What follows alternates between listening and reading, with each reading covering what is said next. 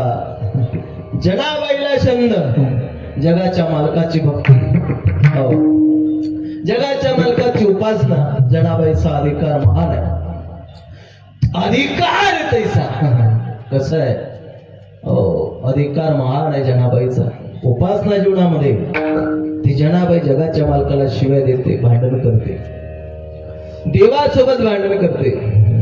पण ते भांडण कसं आहे, प्रेमाचं भांडण आहे. आपलं भांडण कसं आहे, आपलं क्रोधाचं भांडण आहे, क्रोधाचं भांडण आहे आपलं. काही तथ्य नाही तिच्यामध्ये. हितभर बांधासाठी घशात गुराळ टाकायला मागे पुढे बघत नाही ना ना. हितभर बांधासाठी घशात गुराळ टाकायला मागे पुढे बघत नाही. कोर्टापर्यंत जाते, सुप्रीम कोर्टापर्यंत जाते. हे भांडण कोणतं आहे, क्रोधाचं भांडण आहे तुमचं आमचं. जनाबाईचं प्रेमाचं भांडण आहे. शेवटी काय हो बाबा, पण भांडण चांगलं नव्हे. जनाबाई भांडण करते पण प्रेमाचं. जनाबाई प्रेमाचं भांडण, संतांनी जगाच्या मालकासोबत प्रेमाचं भांडण केलं. करू आवडीने वाद, आवडीने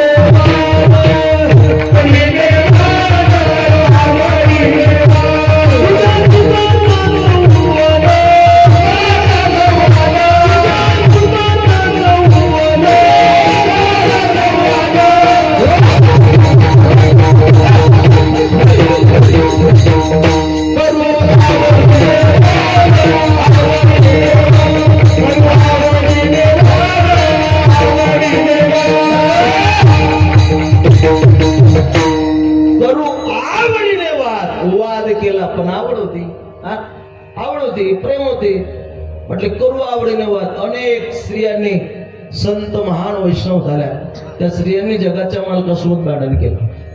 जनाबाईनं जसं भांडण केलं तसंच सेम भांडण सोयराबाईनं जगाच्या मालकाचे भांडण केलं. सोयराबाई कोण, चोखोबाराच्या धर्मपत्नी.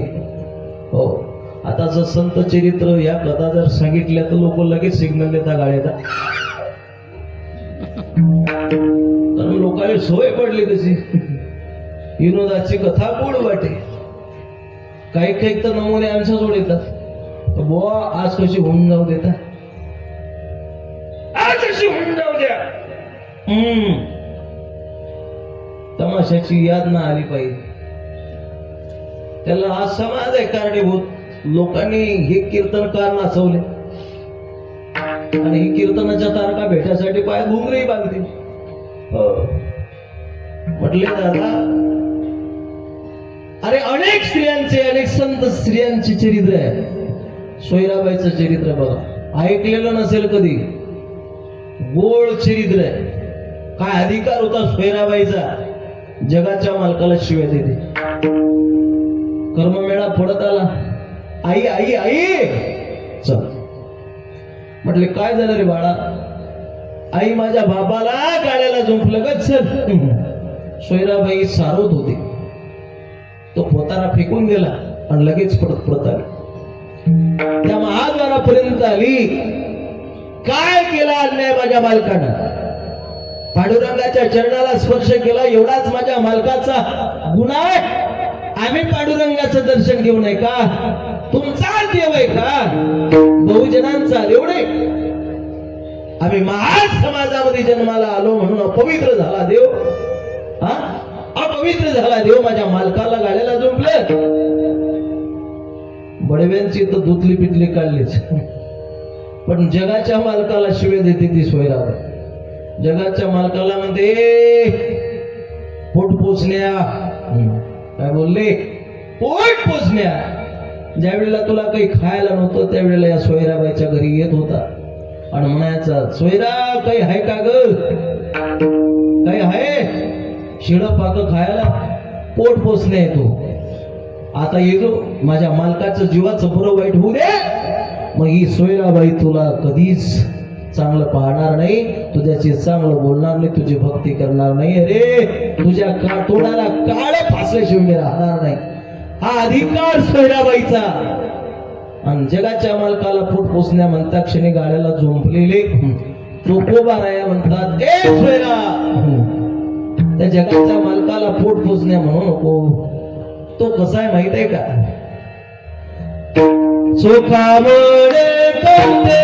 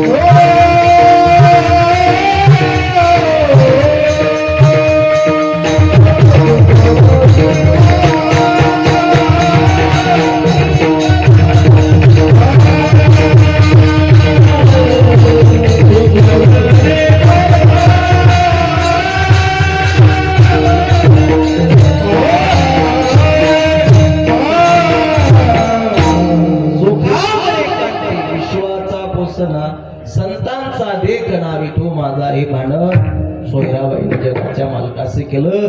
तसंच भांडण जनाबाई अभंगाच्या माध्यमातून बोलते, रे तुझा दरबार धुंद झालेला आहे. जनाबाईचा अधिकार महान होता.